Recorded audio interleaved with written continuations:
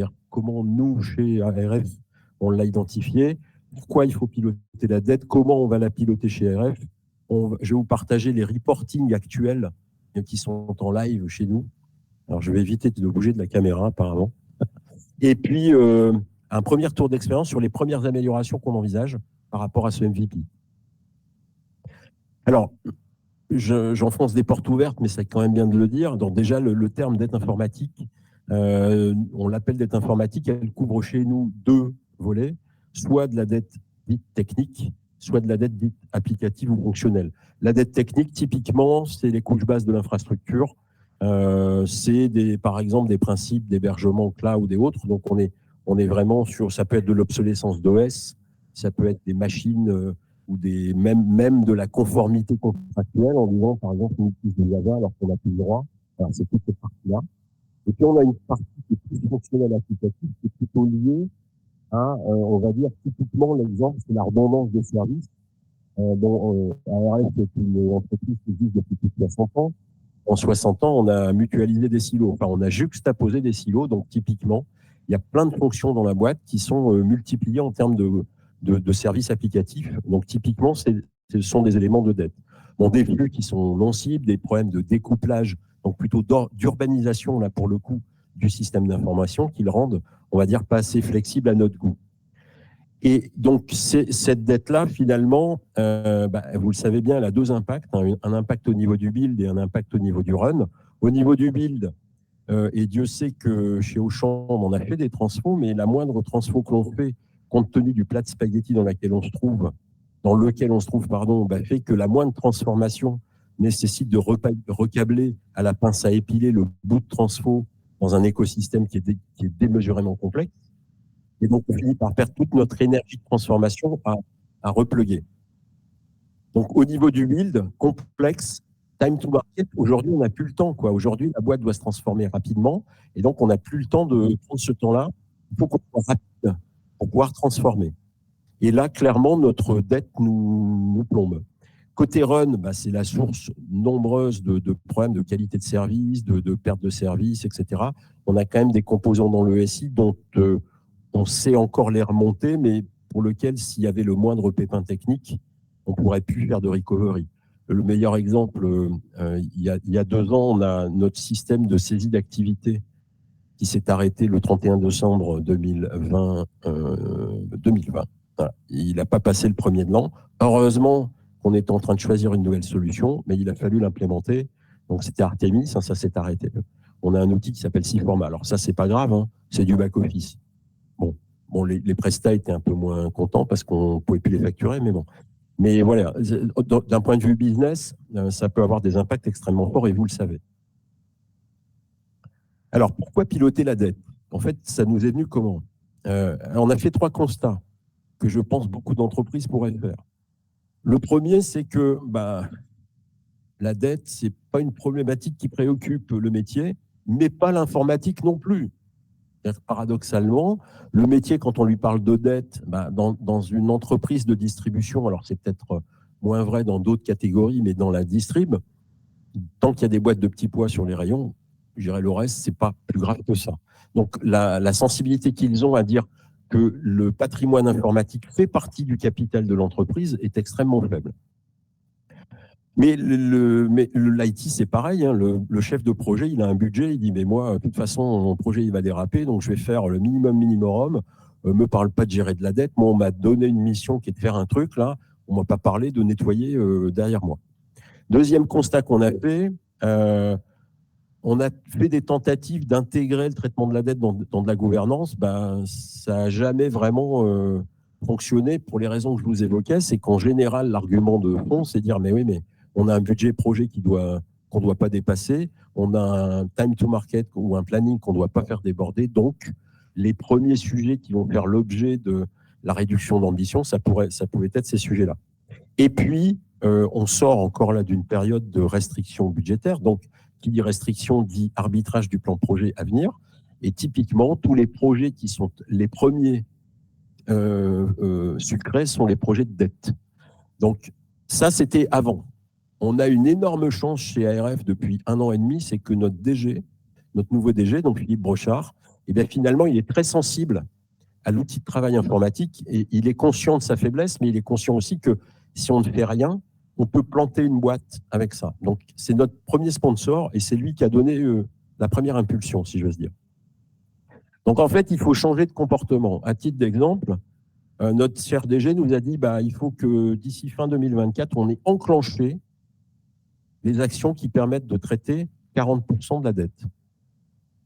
Bon, c'est bien gentil, 40% de la dette, alors, ça pose deux questions. La dette, c'est quoi et 40% de quoi? Donc, ça nous a mis le pied à l'étrier. Et donc, finalement, il faut s'inscrire dans une dynamique d'amélioration continue. Il y a deux problèmes à traiter quand on veut piloter de la dette, ou en tout cas maintenir ou contenir le niveau de dette. Le premier, c'est de vider la baignoire.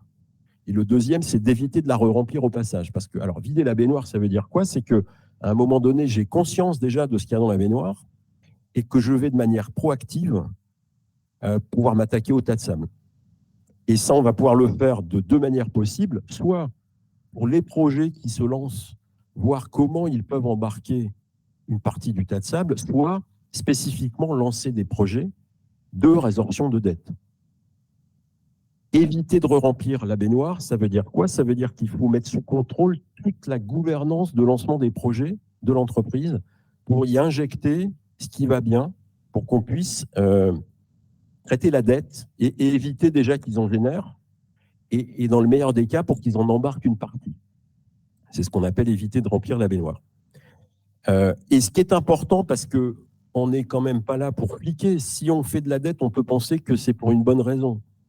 C'est pas grave, donc ça veut dire que ça, c'est tout, on l'admet. Par contre, ce qu'on va essayer de trouver immédiatement et de manière concomitante, et c'est peut-être ça le secret de la réussite, c'est que si je génère de la dette, quelle est l'action qui va me permettre de la résorber après? C'est-à-dire qu'au moment où on la génère, on dit, OK, l'entreprise doit aller vite, on est tous conscients. Par contre, la dette qu'on génère, comment je vais la traiter? Quel est mon plan de traitement de la dette? Donc, on ne dit pas, on verra plus tard. On essaie de dire au moment où on la génère, voilà comment ça se fera. Alors, là, je vous parle de retour d'expérience de ce qu'on a mis en place chez ARF. Alors, comment on va la piloter? Tout à l'heure, je vous ai dit, la baignoire, il faut la vider. Ça veut dire qu'il faut déjà avoir une baignoire. La baignoire, c'est ce qu'on a baptisé la backlog dette, par analogie au backlog produit finalement. La backlog dette recense l'ensemble des sujets de dette qu'on a pu répertorier, et on reviendra après là-dessus. Ça, c'est hyper important parce que sinon, tant que vous ne formalisez pas ce contre quoi vous vous battez, il ne se passera rien. Et puis, le deuxième levier pour le pilotage, c'est que les deux pavés du dessous, il faut mesurer ce qu'on rentre dans la backlog et ce qui en sort. Donc, c'est ce que je vous disais tout à l'heure. On va pouvoir, grâce à ça, et un processus de gestion de la dette emboîté dans le processus de gouvernance des projets de boîte, maîtriser les variations. Si on n'a pas ces deux leviers-là, on ne va pas pouvoir avancer. Alors, premier focus sur la backlog, un peu d'histoire. Alors, je vous ai dit, on a un DG qui est super motivé là-dessus. C'est ce même DG qui, à peu près à la même époque l'année dernière, a posé une question à notre DSI en disant, voilà, alors c'était mi-juillet. Il dit à notre DSI, tu peux pour fin juillet me dire combien coûte notre dette et puis combien de temps ça va prendre pour la résorber? 15 jours, voilà, on part de zéro. Donc, on a fait une opération commando avec l'ensemble des architectes ARF pour dire, allez-y, on se met autour d'une table et puis tous, autant que vous êtes, on va lister tous les points que vous côtoyez au quotidien et qui vous amènent à dire, là, on a un sujet, là, on a un truc qui n'est pas bien fait.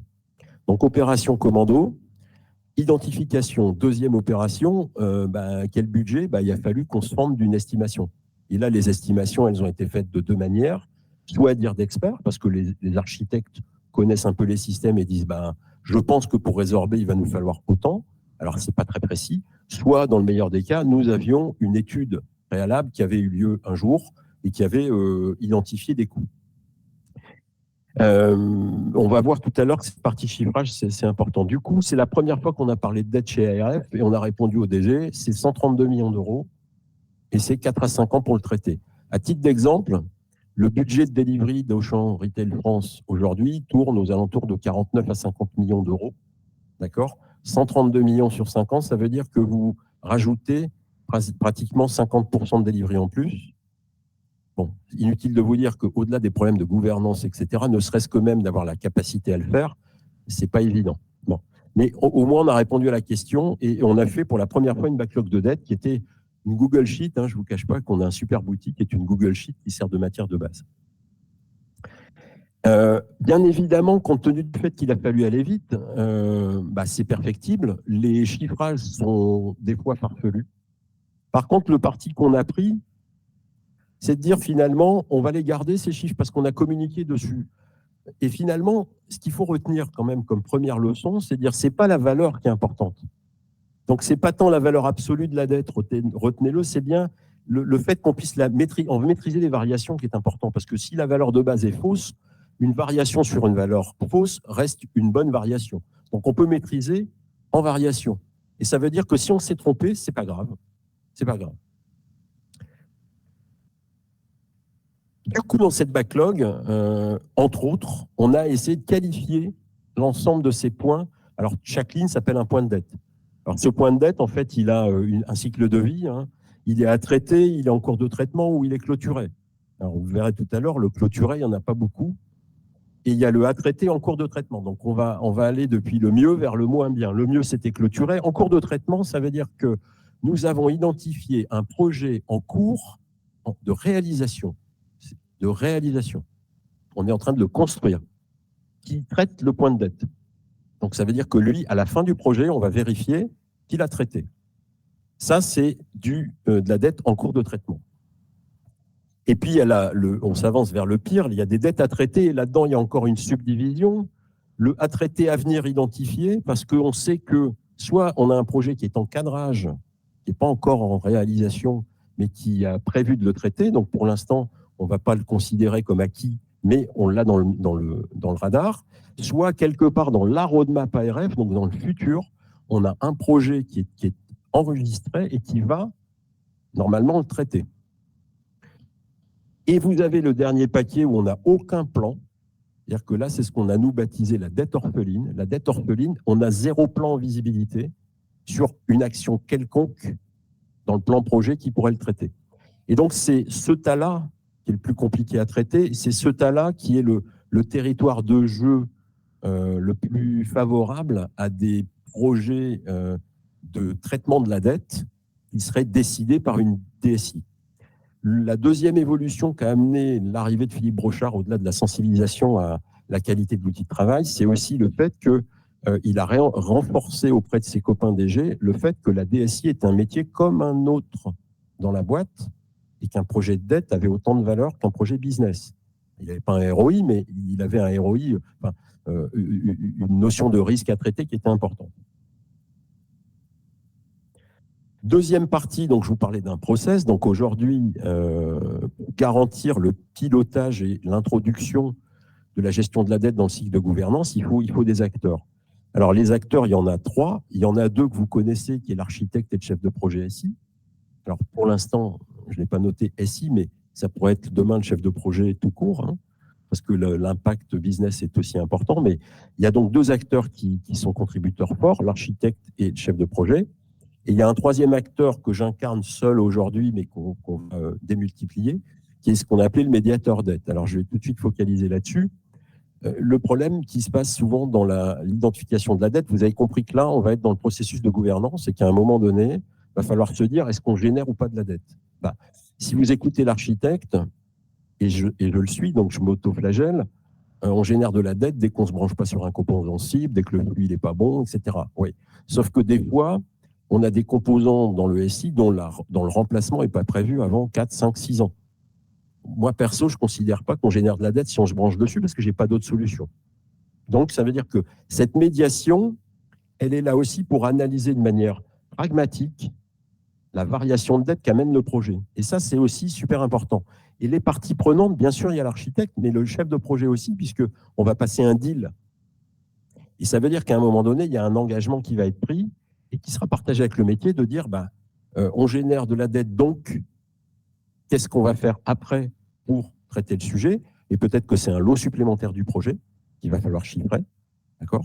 Et éventuellement, le chef de projet, donc il faut qu'il adhère à ça, sinon ça ne se passera pas. L'architecte, le rôle qu'il a, c'est effectivement bon, il fait son boulot, hein, mais aussi il a une bonne vision de la backlog et du contenu de la baignoire, et donc il est en mesure de savoir qu'est-ce que le projet pourrait embarquer, et bien évidemment en termes de génération de dettes, il est aux premières loges pour, encore une fois d'un commun accord avec le CP, dire bon, tu es d'accord que là-dessus, il y a un point de dette, et générer, et c'est moi qui vais valider derrière que c'est bien de la génération. Bon. Donc ça, c'est super important.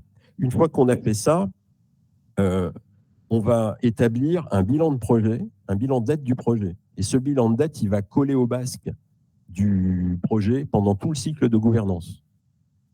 Après le comité d'architecture, on a une revue d'engagement SI qui va simplement permettre aux équipes SI de valider le fait que le projet, enfin, les ressources SI vont s'engager à réaliser le projet, donc, et y compris le bilan de dette associé. Quand le projet va passer devant ARF pour obtenir son go projet, de la même manière, le bilan de dette est associé. C'est-à-dire que tout le monde est conscient que le projet fait varier la dette de manière positive ou négative. Le seul cas, parce qu'encore une fois, on ne fait pas de procès au métier, le métier veut aller vite et c'est probablement normal.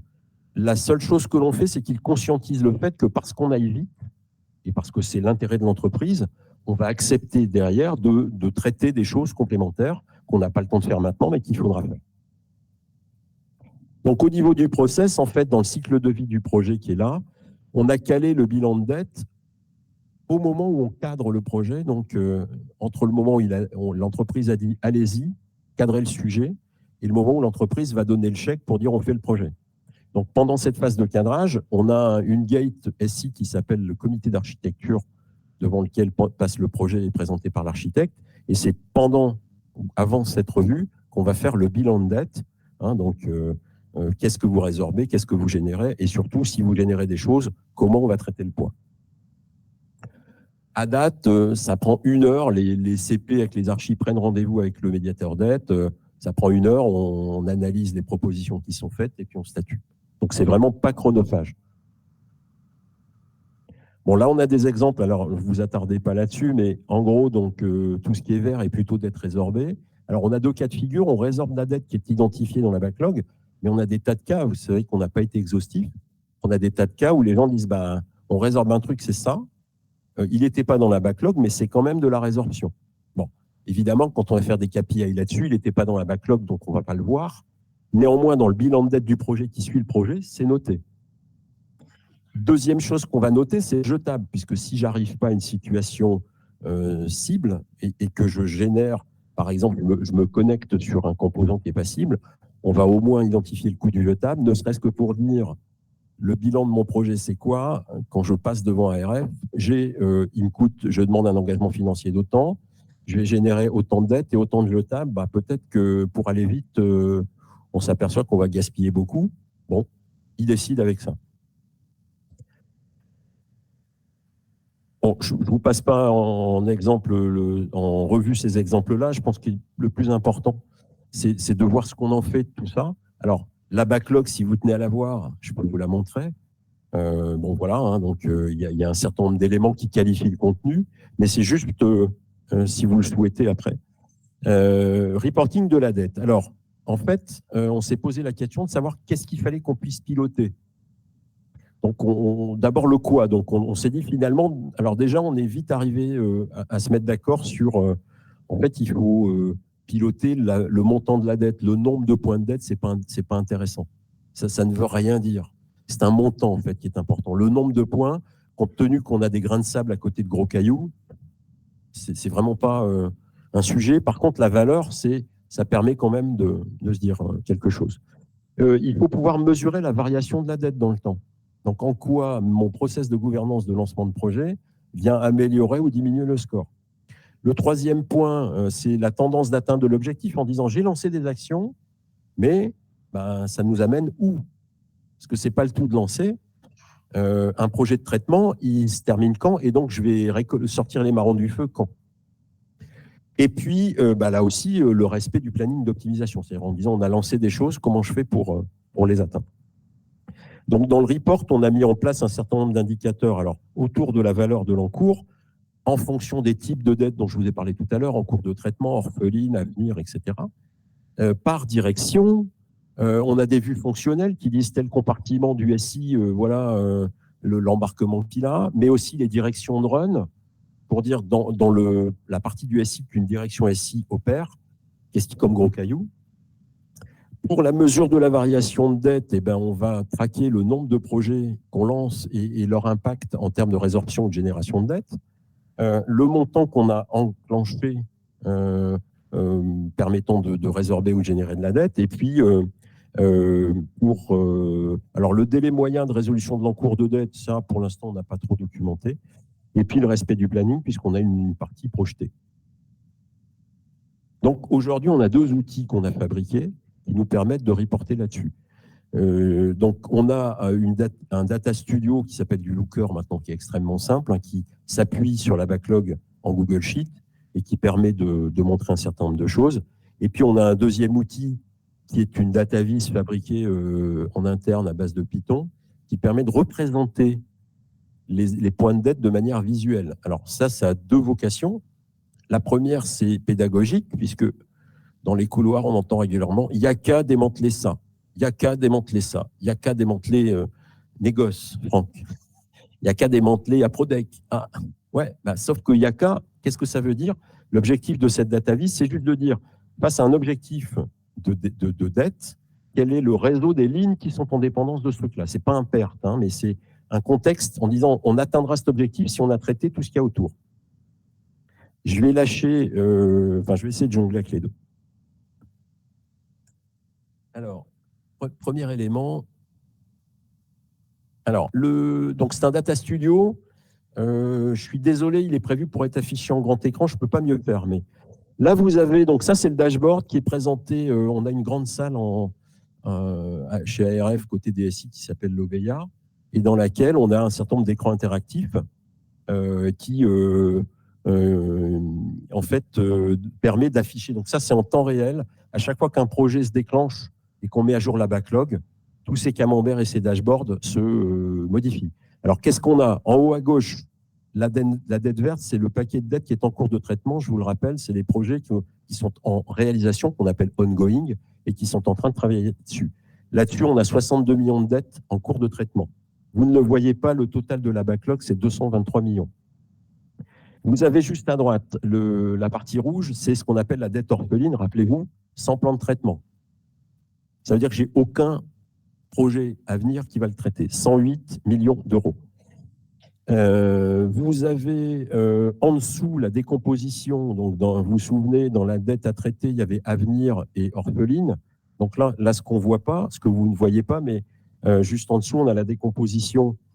Il y a 49 millions actuellement qui sont au stade à venir, c'est-à-dire qui sont soit en cadrage, soit prévus dans le futur. Donc globalement, on a 62 de ferme et 49 de prévisionnel. Voilà, ça commence à faire 120, 130 par rapport à 223 millions à raisonner. C'est plutôt bien. Ensuite, vous allez retrouver à droite la décomposition par direction SI, c'est-à-dire le poids de ces dettes dans les différents départements de run. À droite, les camemberts. Alors, la magie des lookers, c'est que vous savez que les diagrammes sont interactifs. Donc, quand vous cliquez sur une direction, vous filtrez toutes les données. Ça rame un peu. Vous filtrez toutes les données pour avoir... Donc, les gens peuvent s'en servir comme pilotage, comme outil de pilotage. J'aurais peut-être pas dû le faire. Si, voilà. Bon, là, par exemple, il s'agit de finance, performance et RH. On a lancé un projet depuis le début de l'année qui résorbe de la dette. Voilà son score à lui. Il traite 765 cas. Il a 48 millions de dettes orphelines. Alors, ce qui est intéressant, je vais réactiver ça. Ici. Alors, ce qui est intéressant, je vous ai dit 2 choses. D'abord, ici, c'est les indicateurs qui disent depuis le début de l'année, quel est le nombre de projets qu'on a lancés. La courbe rouge, c'est qu'est-ce qu'on a enclenché comme traitement de dette en cours. C'est-à-dire que là, on voit que depuis le début de l'année, on a lancé des projets qui embarquent pour 7 millions d'euros de dette. En janvier, février, mars. Pas compliqué, quand on fait les revues de dette, on met à jour la backlog et en fonction de la gouvernance, on remet à jour. Donc ça, c'est le premier élément time. Et le deuxième élément qui est hyper important, c'est la courbe du bas. La courbe du bas, c'est la projection dans le temps de l'atteinte de la dette. Quand on fait la revue de dette, on identifie le projet qui résorbe, on dit « Ok, vous démarrez quand, vous finissez quand ?» On n'a plus une hypothèse bête et simple. C'est-à-dire la dette sera résorbée à la fin du projet. Donc les 62 millions que vous aviez là-haut, en haut à gauche, pardon, la courbe du bas vous montre que c'est en mars 2025 qu'on aura atteint les 61 millions qu'on a lancés. Donc ça permet aussi en dynamique de se dire voilà où on en est. Et dire c'est bien, hein, j'ai lancé 62 millions de traitements, mais il va falloir que j'attende encore une bonne année et demie, voire deux pour les atteindre. Donc ça aussi, c'est important. Et bien entendu, sur ce studio, les gens peuvent refiltrer et retrouver le contenu de la backlog en plus joli, hein, qui dit voilà les sujets que j'ai à traiter. Donc ça, c'est Alors, vous avez une vision architecture fonctionnelle, là pour le coup. C'est à peu près les mêmes données, sauf qu'elles sont présentées par domaine fonctionnel, par fonctionnalité, etc. Bon. Donc je ne m'attarde pas là-dessus. Deuxième représentation, c'est la même backlog. Alors on peut faire à la Google Earth, zoomer, oula, je le fais pas trop, voilà. Alors ici vous avez la même, alors je vais essayer de le faire, hop, voilà. Arrêt des AS400 logistiques. Là on dit que cet objectif de dette, si on veut le traiter, vous voyez, qui dépend de, a priori, il a un écosystème à gauche qui est ce point-là. Alors, la taille des bulles, les bulles sont des points de dette. La taille, c'est la valeur que représente le traitement de la dette. Et la couleur, plus c'est rouge, plus c'est facile. Plus c'est jaune, plus c'est compliqué. Et là, en l'occurrence, c'est gris. Je ne me demandais pas pourquoi. Vous n'avez pas prévu ça dans le script. Et non, mais je pense que, OK, bon. Ça veut dire indéterminé probablement. Alors, donc, vous voyez ce réseau qui est imbuvable, mais quand même, il explique que le contenu de notre backlog, là, en gros, dans le contexte, plus on va aller vers la périphérie, normalement, moins on a de relations à traiter. Donc, ça peut donner des pistes pour se dire, tiens, on va essayer de traiter ce sujet-là. Et ben, si on dit, je traite ce sujet-là, voilà, ici, par exemple. Alors, ce sujet-là, arrêt de négoce. Hein. Alors, vous voyez que les couleurs jaunes, ça veut dire que ça sent pas bon. Ça sent vraiment pas bon pour le faire, c'est très compliqué. Ça, c'est des assessments qu'ont fait les architectes. Au moment où on enregistre la ligne, on dit, c'est facile à enlever ou pas. D'accord ?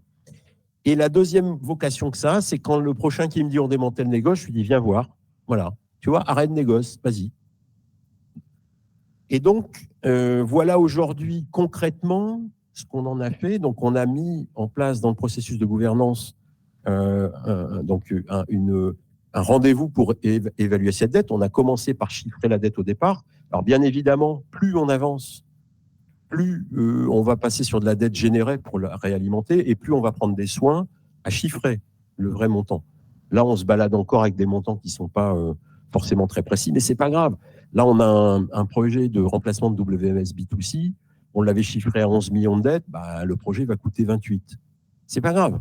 A contrario, on a des lignes qu'on avait chiffrées à 400 et pour lesquelles le projet de démantèlement va coûter 100. Peu importe. La base, elle est là. Et donc, voilà. Voilà donc l'ensemble du spectre depuis l'idée d'origine à la restitution qu'on a fait. Donc, moi, je dirais sur la partie théorique, j'en ai fini.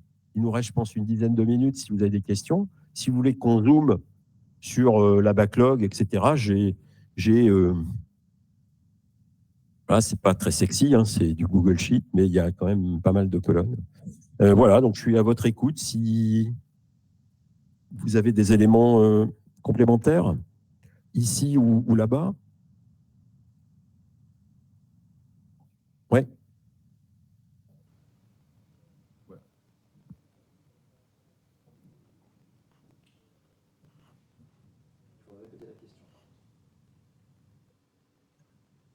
Alors, on ne chiffre que l'estimation du coût pour la remplacer. Aujourd'hui, l'impact run, alors on a déjà du mal, si j'ose dire, dans le run des applications à séparer l'ensemble des éléments. C'est probablement une évolution qui devra avoir lieu, mais pour l'instant, on ne l'a pas mis. Alors, juste quand même un dernier point, parce que j'ai oublié de vous en parler. Vous avez remarqué que je vous ai parlé que de projet. Oui, parce qu'aujourd'hui, on a câblé ces sondes que sur la transformation via des projets. Le deuxième sujet auquel je m'attaque, c'est la MEV. Puisqu'un point de dette peut aussi être traité par une action de maintenance évolutive. Sauf qu'aujourd'hui, on n'a aucune gouvernance en place sur la MEV. Donc, on n'a pas encore trouvé le point d'accroche sur lequel on peut se plugger pour dire, tiens, on va faire un bilan de dette. Et on sait que dans la backlog, il y a potentiellement plein de points qui sont déjà en cours de traitement par de la MEV. Donc ça, c'est mon sujet pour les 3 semaines, un mois à venir. Alors, oui. Oui, on vous écoute à distance. Ah, ouais, j'ai le micro, c'est bon. Ouais, j'ai une question. Alors, sauf qu'on ne vous entend pas, mais ça va arriver. Ouais, Christophe, tu mets le micro? Ouais, est-ce que vous m'entendez? Est-ce que vous m'entendez? On ne vous entend pas. Ben, pourtant, le micro est là. La question, alors je ne sais pas si vous avez entendu la question qui était posée ici. Ah, attends. Ça y est, j'ai le micro normalement. Tu dois m'entendre, Nicolas. Est-ce que tu m'entends? Super. Ouais, une question. Lorsque le dashboard que tu nous as montré a été établi, quelle a été les premières réactions du top management, du métier, lorsque vous leur avez montré ce dashboard? Enfin, à qui vous le montrez et quelles ont été les premières réactions de voir, ah, il y a tout ça à faire, ou enfin, quels ont été les premiers retours?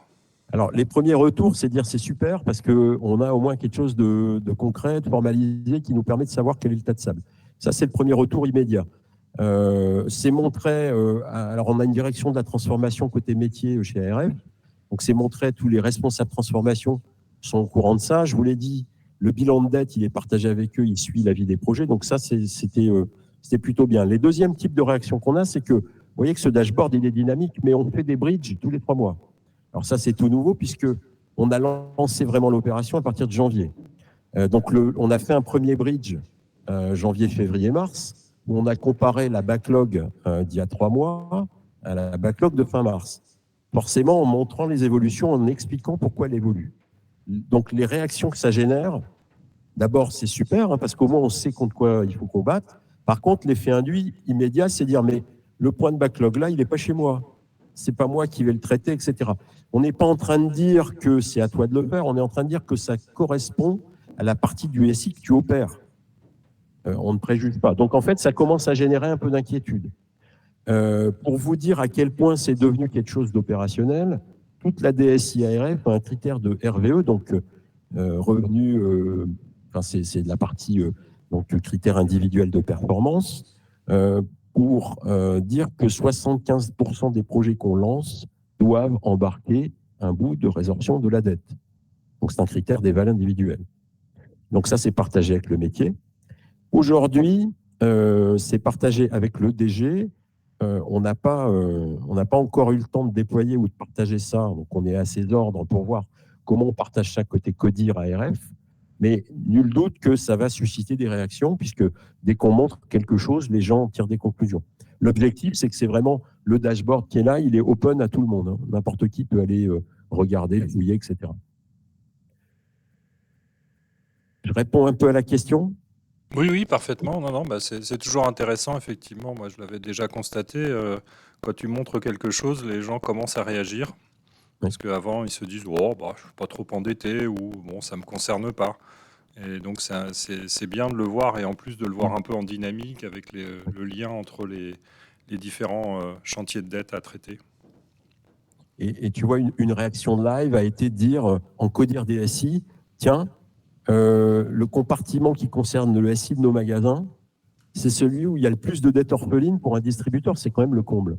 Voilà le genre de réaction que tu peux susciter et de prise de conscience finalement que l'outil de travail qu'on a, eh ben, il est risqué, quoi.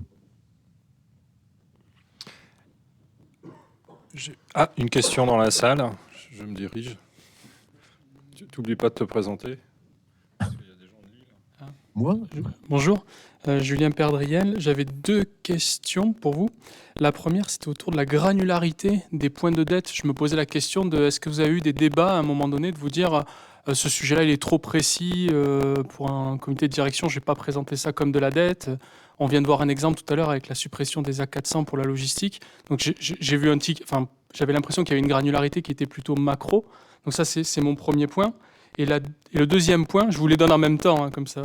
Ouais, pas de souci. C'est, j'ai cru comprendre, mais j'ai peut-être mal compris.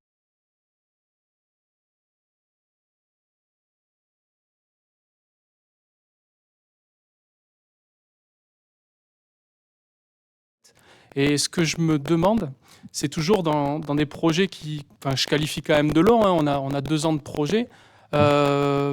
Est-ce que finalement, dans 2 ans, je me dirais pas que mon projet finalisé, c'est une nouvelle dette? Vous voyez, il y a ce risque-là. Et je me demande si vous êtes posé la question et comment vous y répondez. Voilà, c'est mes deux points.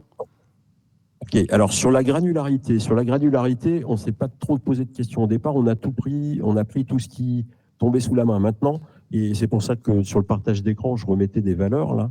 Il y a des endroits où on voit 20 cas, et les 20 cas, des fois, côtoient les 500 cas, les 600 cas, les 1000 cas. Donc, on n'a pas fait la fine bouche, si j'ose dire. Maintenant, clairement, je pense que c'est probablement la meilleure façon de le faire en disant on ne se pose pas de questions, on prend. Maintenant, quand nous, on fait le bilan de dette et qu'on parle de génération de dette, très honnêtement, quand on dit je vais générer 10 cas de dette, on dit bon, ok, tu génères rien, quoi, parce que là aussi, il ne faut pas se noyer dans les détails. On va dire l'inventaire initial, on a tout pris. Maintenant, on est un peu plus fixé sur des montants. Alors, on n'a pas fixé de seuil, mais effectivement, on essaie de faire des paquets peut-être un peu plus gros. Et la deuxième question, donc c'était, juste rafraîchis-moi la mémoire parce que je ne suis pas sûr de m'en souvenir. La deuxième question, c'était autour de la durée des projets pour résorber la dette, de dire, bah ouais, mais en 2 ans, finalement, est-ce que quand j'aurai finalisé mon projet, j'aurai pas un point qui finalement était de la résorption de dette? Enfin, il y a un risque de se dire, dans 2 ans, les guidelines ont évolué ou les standards technologiques ont évolué. Mince, ce projet-là, il devait résoudre de la dette, mais okay. C'est difficile. Hein. Je ne sais pas comment vous avez appris. Il y a 2 réponses à ça. Bon, d'abord, effectivement, cette backlog, elle reste dynamique. Bien sûr qu'on l'alimente en fonction de la gouvernance projet, mais la deuxième voie d'alimentation, c'est des revues d'architecture régulières que l'on fait avec l'ensemble des architectes. On n'a pas perdu cette voie d'entrée qui va rebalayer les sujets pour dire ils sont toujours pertinents ou pas, il y en a des nouveaux qui arrivent ou pas. D'accord ? Ça, c'est le premier point. Le deuxième point, c'est que, effectivement, mais après, c'est lié à la vitesse de transformation de la boîte. On va faire un bilan de projet à la fin pour aller vérifier le score. Si lors de ce bilan, on dit, bon, ok, tu n'y pouvais rien, la donne a changé, mais finalement, tu as rempli ton contrat, on va éteindre la dette. Voilà, c'est sûr que si on veut passer un cran, il faudrait rentrer sur un pistage plus précis tout au long de la vie des projets longs. D'abord, pour être plus précis sur la période à laquelle ils comptent traiter la dette dans l'ensemble du programme. Et ça demande du coup beaucoup plus on va dire, d'investissement dans la vie au quotidien du projet. Et on s'est gardé ça pour un niveau 2 de MVP, mais pas pour le premier. Mais effectivement, c'est une question qui se pose. Merci beaucoup. De rien. Je ne sais pas si vous m'entendez. Ouais, Fred Dumortier, à Lille. La dette, c'est pas forcément mal en soi. Quand tu es une entreprise, tu fais de la dette, enfin, si on tire l'analogie financière. Du coup, ma question, c'est est-ce que vous avez défini finalement par rapport à la taille de votre informatique, vos budgets, une dette acceptable? De se dire, voilà, c'est ça notre objectif, on a le droit à autant de dettes. Et je compléterai ma question en disant, par contre, il y a de la bonne et de la mauvaise dette. Il y a de la dette qui est de la dette d'investissement. Je choisis de ne pas faire quelque chose. Et il y a de la dette qui est de la dette subie. Je ne l'ai pas rentré à une créance douteuse. C'est quand on sait que la dette, elle va empirer et finalement nous créer des vrais problèmes. Est-ce que vous avez introduit les critères de criticité de cette dette pour inciter les projets à en prendre plus ou moins grande part quand ils démarrent? Alors aujourd'hui, on n'a pas intégré ça, très, très honnêtement, on n'a pas intégré ça dans le deal.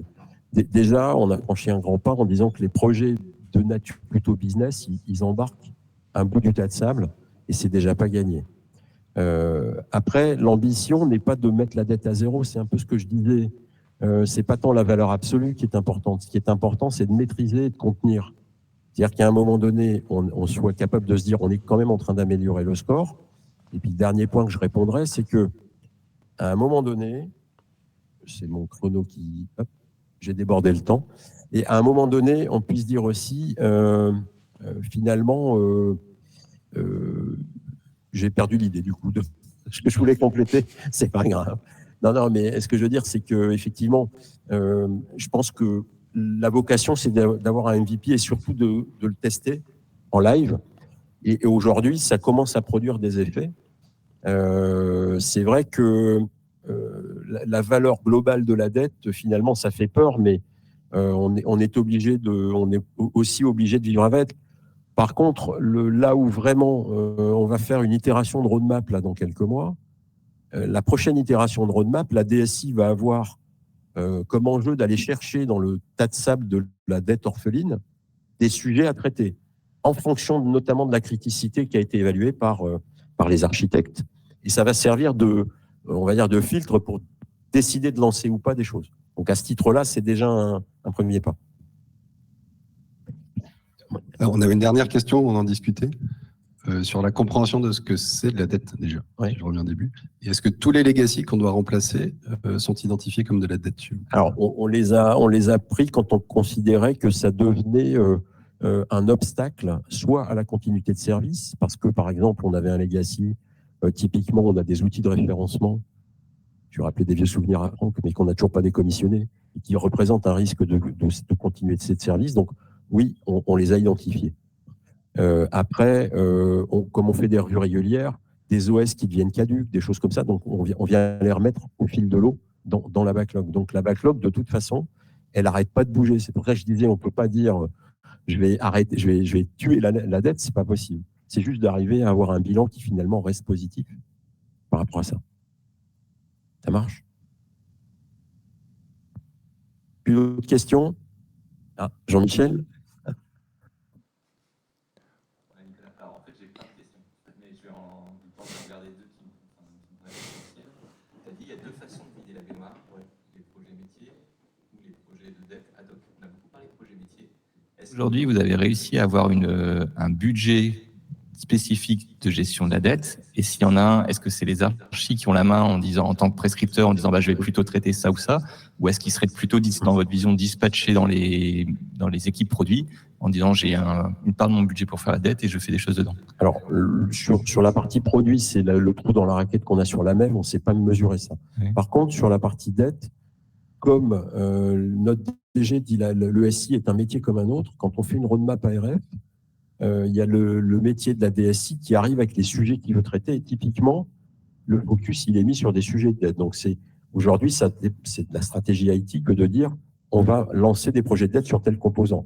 Après, il peut y avoir des cas où c'est le métier qui l'endosse parce qu'il a conscience du problème de continuité de service que ça va poser ou du problème du fait que ça le bride d'un point de vue métier de ne pas pouvoir aller plus loin et donc il va proposer ça.